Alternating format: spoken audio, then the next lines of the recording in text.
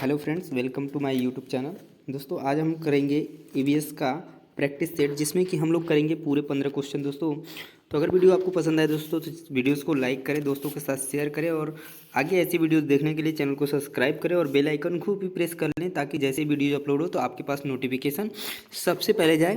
तो चलिए आज का क्वेश्चन सॉल्व करिए। तो पहला क्वेश्चन देखिए दोस्तों आप लोगों के स्क्रीन पे कि पक्षियों के एक स्पीसीज ऐसी है जिसका नर पक्षी सुंदर सुंदर घोंसले बुनता है।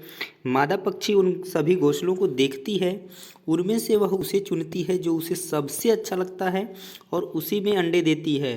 पक्षियों की इस स्पीसीज का नाम है कोयल, वीवर पक्षी, शक्करखोरा, बसंत गौरी। तो इस क्वेश्चन का जो राइट आंसर बनेगा दोस्तों ऑप्शन नंबर बी, यानी कि वीवर पक्षी ऐसा करता है। ठीक है, नेक्स्ट क्वेश्चन देखिए दोस्तों। सेकंड क्वेश्चन क्या पूछा गया है। सेकंड क्वेश्चन में पूछा गया दोस्तों कि त्रिवेंद्रम और गांधीधाम के बीच की दूरी, ठीक है, 2268 किलोमीटर है। यदि कोई रेलगाड़ी इस दूरी को 42 घंटे में तय कर लेती है तो इन दोनों शहरों के रेलवे स्टेशनों के बीच रेलगाड़ी की औसत चाल मीटर प्रति सेकेंड में थी। आपको चाल ज्ञात करनी है। तो देखिए चाल का सूत्र क्या होता है दोस्तों। तो चाल बराबर होता क्या है, दूरी बटे समय। ठीक है, दूरी बटे समय होता है। यहाँ से आप लोग निकालेंगे तो दूरी कितनी है 2268, ठीक है, और यहाँ पर है 42 घंटे लगे हैं। अगर इसको कट करेंगे दोस्तों तो यहाँ पे जब कट करेंगे तो ये आपका आ जाएगा 54।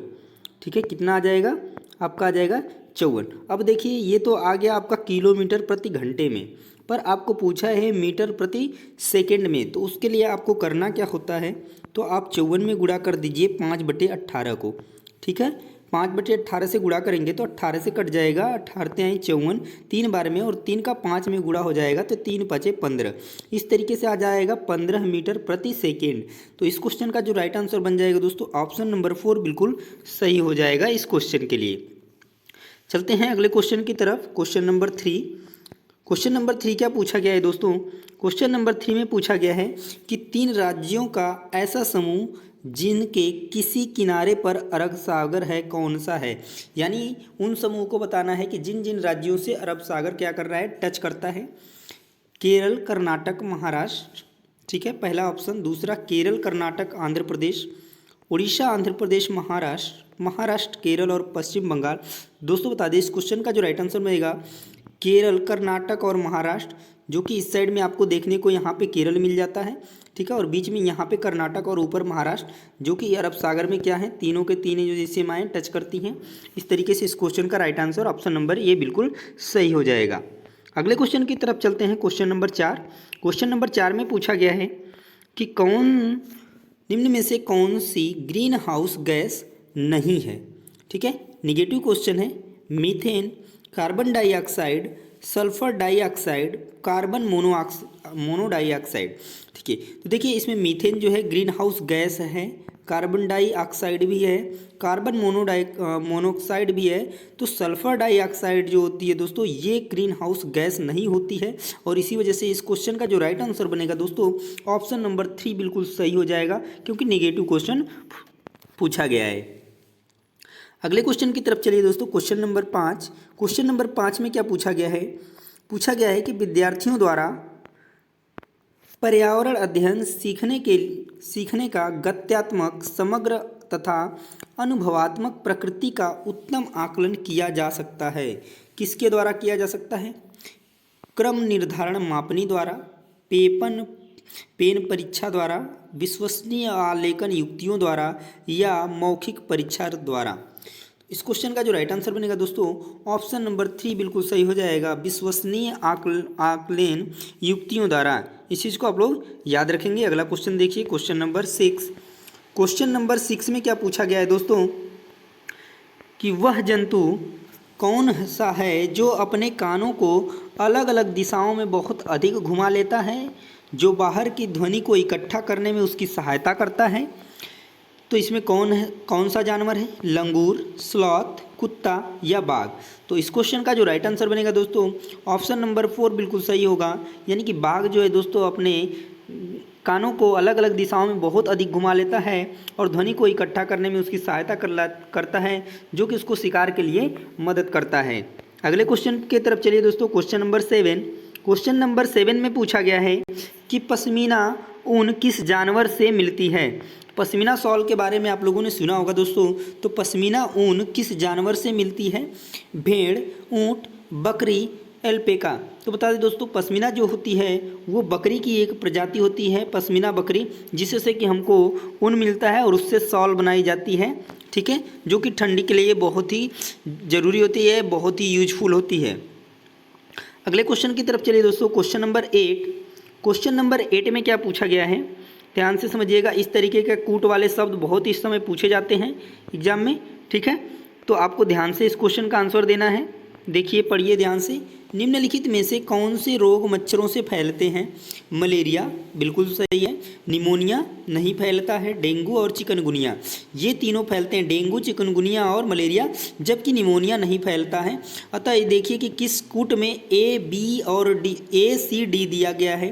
तो आपका पहले में दिया है ए और सी केवल, दूसरे में बी और सी और डी दिया है, और तीसरे में ए, सी, डी दिया है, जो कि बिल्कुल सही है। अतः इस क्वेश्चन का जो राइट आंसर बनेगा दोस्तों, ऑप्शन नंबर 3 सही हो जाएगा। अगले क्वेश्चन की तरफ चलते हैं दोस्तों। Question number 9।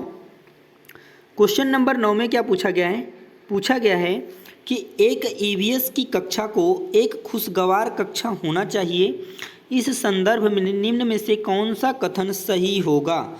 शिक्षक कक्षा में खुश रहती है और विद्यार्थी उनके निर्देशों को खुशी खुशी पालन करते हैं। क्या ऐसा कक्षा होना चाहिए? सख्त अनुशासन का संचालन करना जिससे वे लिखित कार्यों पर केंद्रित रहें, या अवलोकन, अन्वेषण, प्रश्न पूछना एवं क्रियाकलाप करना, सुनिश्चित करना कि वे पुस्तकों को पढ़ें तथा बेहतर समझ के लिए पाठ्य विषय को रेखांकित करना। तो इसमें जो राइट आंसर बनेगा दोस्तों, देखिए सबसे अच्छा ऑप्शन मिल रहा है कि अवलोकन भी हो, अन्वेषण भी हो, प्रश्न भी पूछे जाएं और क्रियाकलाप भी हो। तो ये क्वेश्चन का बिल्कुल सही आंसर बनेगा ऑप्शन नंबर 3। अगला क्वेश्चन देखिए दोस्तों। Question number 10। क्वेश्चन नंबर 10 क्या पूछा गया है? क्वेश्चन नंबर 10 में पूछा गया है कि पर्यावरण अध्ययन की पाठ्य पुस्तक विद्यार्थियों को सहायता करती है पर्यावरण अध्ययन विषय के मुद्दे और सरोकारों को याद करने में, पर्यावरण अध्ययन विषय के मुद्दे और सरोकारों की व्याख्या करने में, सभी संसाधनों के द्वारा ज्ञान की रचना करने में, या पर्यावरण अध्ययन विषय के मुद्दे और सरोकारों के प्रति प्रतिक्रिया देने में। तो इस क्वेश्चन का जो राइट आंसर बनेगा दोस्तों, ऑप्शन नंबर 3, यानी कि सभी संसाधनों के द्वारा ज्ञान की रचना करने में जो है पर्यावरण अध्ययन की पाठ्यपुस्तकें विद्यार्थियों की सहायता करती हैं। अगला क्वेश्चन देखिए। Question number 11। क्वेश्चन नंबर 11 में पूछा गया है कि मगरमच्छ मुख्य रूप से शिकारियों द्वारा मारे जाते हैं, किस लिए मारे जाते हैं? क्या सींगों के लिए मारे जाते हैं, त्वचा के लिए, दांतों के लिए, या खुशबू के लिए? तो मगरमच्छ जो मुख्य रूप से शिकार किए जाते हैं वो दोस्तों किसके लिए किए जाते हैं? तो त्वचा के लिए किए जाते हैं। इस चीज़ को आप लोग याद रखेंगे, ठीक है। इसका जो राइट आंसर बनेगा ऑप्शन नंबर बी बिल्कुल सही हो जाएगा। अगला क्वेश्चन देखिए दोस्तों। Question number 12। क्वेश्चन नंबर 12 में क्या पूछा गया है? पूछा गया है कि जल थीम से संबंधित सामाजिक सांस्कृतिक मुद्दों को प्रभावी ढंग से सीखा जा सकता है किसके द्वारा? भूमिका निर्वाह द्वारा, रोल प्ले द्वारा, विद्यार्थियों के बीच वास्तविक संवाद के द्वारा, क्षेत्र भ्रमण द्वारा, या फिर प्रदर्शन और गृह कार्य द्वारा?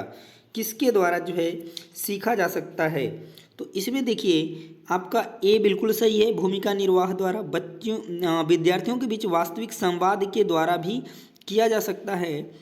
और उसके बाद आपका सी यानी कि क्षेत्र भ्रमण के द्वारा भी इससे संबंधित प्रभावी ढंग से सीखा जाता है। प्रदर्शन और गृह कार्य द्वारा इस चीज़ को नहीं सीखा जा सकता है। तो इस क्वेश्चन का जो राइट आंसर बनेगा ऑप्शन नंबर ए बिल्कुल सही हो जाएगा। नेक्स्ट क्वेश्चन की तरफ चलिए दोस्तों। Question number 13। क्वेश्चन नंबर 13 में क्या पूछा गया है? इसमें भी आपका कूट वाले ही क्वेश्चंस हैं। देखिए इसमें क्या पूछा गया है कि थीम यात्रा में बछेंद्री पाल के पर्वतारोहण के अनुभवों के वर्णन को सम्मिलित किया गया है। इन्हें सम्मिलित करने के क्या कारण हो सकते हैं? यह अध्याय लिंग रूढ़िबद्धता के प्रति चुनौती है। यह अध्याय पर्वतों की ऊंची चोटियों को मापने पहुंचने में आई चुनौती का वर्णन करता है। यह अध्याय सामूहिक कार्य के महत्व की व्याख्या करता है। यह अध्याय एक अनुकरणीय आदर्श को प्रस्तुत करता है। क्या होगा इसका आंसर आप लोग बताइए फटाफट। इस क्वेश्चन का आंसर बताइए क्या होगा।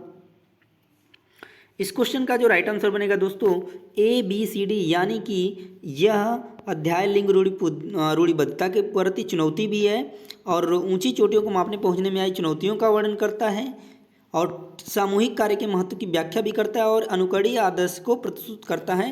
अतः इस क्वेश्चन का जो राइट आंसर बनेगा दोस्तों ऑप्शन नंबर 1 सही हो जाएगा, यानी कि ABCD जो चारों ऑप्शन है बिल्कुल सही हैं। अगले क्वेश्चन की तरफ चलिए दोस्तों, क्वेश्चन नंबर 14 में क्या पूछा गया है। रेगिस्तान ओक से क्वेश्चन आया है दोस्तों, बताना है आपको। तो लिखा है रेगिस्तानी ओक के विषय में नीचे दिए गए कथनों पर विचार कीजिए। यह वृक्ष लगभग किसी सामान्य कक्षा के कमरे की दीवार की ऊंचाई तक बढ़ता है। यह वृक्ष अबू धाबी में पाया जाता है। इस वृक्ष के तने में जल एकत्र होता है। स्थानीय लोगों को जब आवश्यकता होती है तो पाइप से जल निकालकर पीते हैं। इस वृक्ष की जड़ें ऊंचाई की लगभग 30 गुनी गहराई तक नीचे जमीन के भीतर जाती हैं जब तक जल तक न पहुंच जाएं। और पांचवा है, इस वृक्ष की बहुत सी शाखाएं होती हैं जिन पर घने पत्ते लगे होते हैं। तो कौन सा होगा इस क्वेश्चन का आंसर। देखिए, ये तो बात बिल्कुल सही है कि इसकी वृक्ष जो है किसी सामान्य कक्षा के कमरे की दीवार इतनी ऊंचाई तक बढ़ता है। और दूसरी बात, इस वृक्ष के तने में जल एकत्र होता है और स्थानीय लोग जब उनको आवश्यकता होती है तो पाइप से जल जवा पीते हैं, ये बात भी सही है। और इनकी जड़ें 30 गुनी गहराई तक जाती हैं, ये बात भी बिल्कुल सही है। तो जिसमें ACD होगा वो ऑप्शन बिल्कुल सही होगा। तो ये आपका ऑप्शन नंबर फर्स्ट में ही मिल जा रहा है। तो इस वजह से जो इस क्वेश्चन का राइट आंसर होगा दोस्तों ऑप्शन नंबर 1 बिल्कुल सही हो जाएगा। अगले क्वेश्चन की तरफ चलते हैं दोस्तों, आज के सेशन का लास्ट क्वेश्चन, जिसके लिए दोस्तों हम लोग इतनी मेहनत करें। आज ये लास्ट क्वेश्चन, इसको करिए। दिया है 8 विद्यार्थियों के 5 समूह में से प्रत्येक समूह ने वन्य जीवों के संरक्षण के लिए लघु नाटिका प्रस्तुत की। उनके पर्यावरण अध्ययन की अवधारणाओं की समझ और सृजनात्मक अभिव्यक्ति का सर्वाधिक उपयुक्त आकलन किया जा सकता है। पोर्टफोलियो द्वारा पर्यावरण अध्ययन संप्रत्तियों की प्रस्तुति एवं समझ के आकले के लिए रूब्रिक्स, प्रस्तुति का अवलोकन एवं रिकॉर्डिंग, पर्यावरण अध्ययन अवधारणाओं को जांचने के लिए प्रस्तुति के उपरांत पेन पेपर परीक्षा। तो दोस्तों इस क्वेश्चन का जो राइट आंसर बनेगा आपका फर्स्ट पोर्टफोलियो जो बनेगा इस क्वेश्चन के लिए राइट हो जाएगा बिल्कुल। तो ये था दोस्तों हमारा ये आज का ये सेशन, जिसमें कि पूरे के पूरे 15 क्वेश्चन सम्मिलित थे। तो वीडियो आपको कैसा लगे कमेंट में जरूर बताइएगा और ऐसे वीडियोस और देखने के लिए दोस्तों चैनल को सब्सक्राइब करना और बेल आइकन को प्रेस करना नहीं भूलिएगा। मिलते हैं नेक्स्ट प्रैक्टिस सेट में, तब तक के लिए जय हिंद।